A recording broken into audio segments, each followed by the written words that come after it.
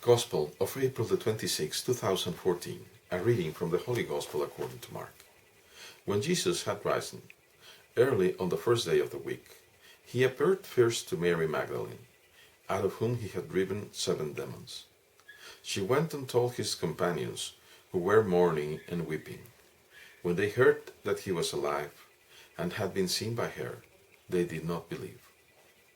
After this, he appeared in another form to 2 of them walking along on their way to the country. They returned and told the others, but they did not believe them either. But later, as the 11 were at table, he appeared to them and rebuked them for their unbelief and hardness of heart, because they had not believed those who saw him after he had been raised. He said to them, "Go into the whole world and proclaim the gospel to every creature." Gospel of the Lord. Praise to you, Lord Jesus Christ.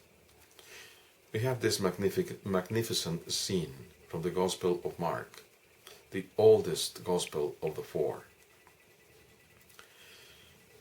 We know now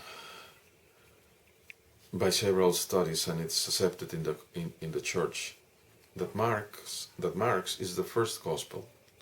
There were perhaps 1700 years when they thought that Matthew was the oldest. But we now know that Mark is the oldest. And for Mark, the ones that follow are Matthew's, and then Luke's, and many years afterwards are John's. So we are hearing the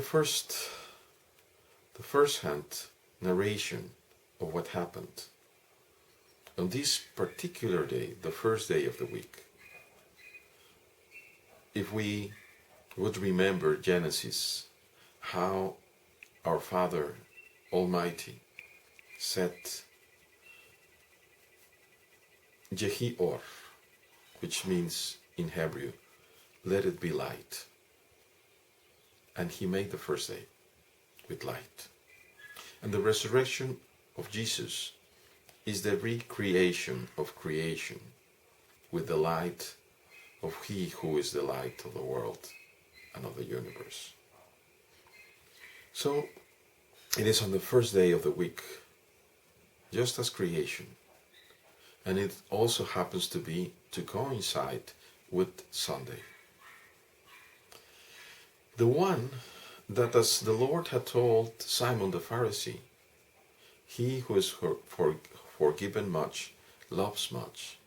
The one that loved him more, Mary Magdalene, of whom he had driven out 7 demons, was the one that felt unbearable the pain of his death, and he could not stand to be in her home, so he had to go weep right on the tomb. And that's why on the first day of the week she finds Jesus there. The mourn, the weeping, the pain that she was suffering prepared her to receive the first glimpse of the Lord risen. And she immediately goes to the disciples to tell them that the Lord is risen. But it says here they did not believe him. They were also mourning and weeping, but they did not go into the tomb to weep there.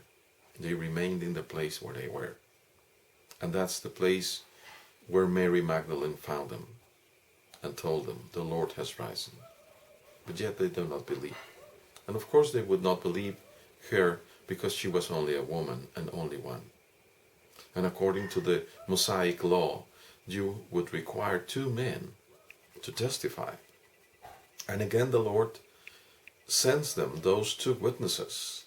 And those were the disciples that were going to Emmaus, with whom he appeared.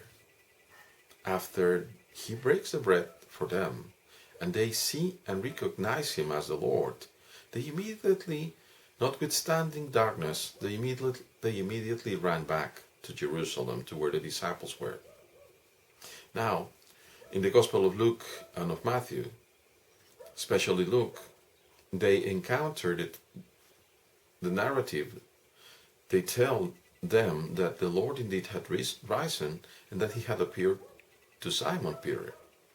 But in the oldest, Mark happens to be not only the oldest gospel, but Mark is a disciple of Peter, so loved by the saint, both of them are saints, but so loved by Saint Peter, that he writes in one of his letters, "My son Mark."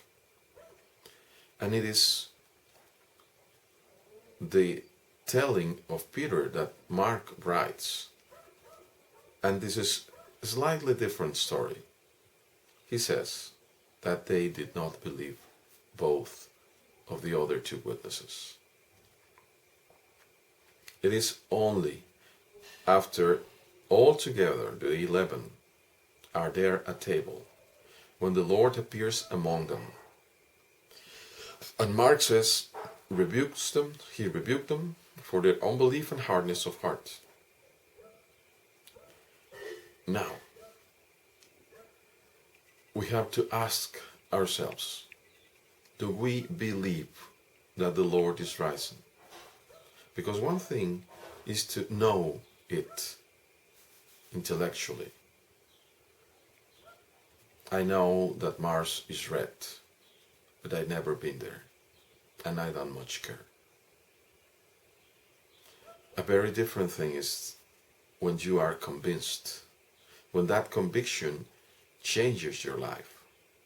And that is also a gift, first of faith and then of comprehension, of understanding. And I would like to ask you to pray today, our Father, that He might grant us the ability to understand and really believe that the Lord has risen, not only to know it. For if we allow that conviction to touch our lives, then we will go and listen to the commandment of the Lord. Go into the whole world, proclaim the gospel to every creature. We are not only called to proclaim it with our mouth, just as Saint Francis used to say, proclaim the gospel, and if you need, do it by mouth. It is not by your mouth that you proclaim the gospel in the strongest of ways, but it is precisely by your life, your everyday life, your acts, the way your demeanor, the way you act, every single minute of your life, that you really proclaim that you believe that the Lord is rising. Let us be so happy today, dear brothers, that the Lord is truly rising and that His light shines up around all of us. For we have this beautiful promise, and it's not only for you and me, that He's expecting you and me and all our brothers in heaven. But that can only be attained if you let yourself be driven by the love of God. God bless you all, brothers.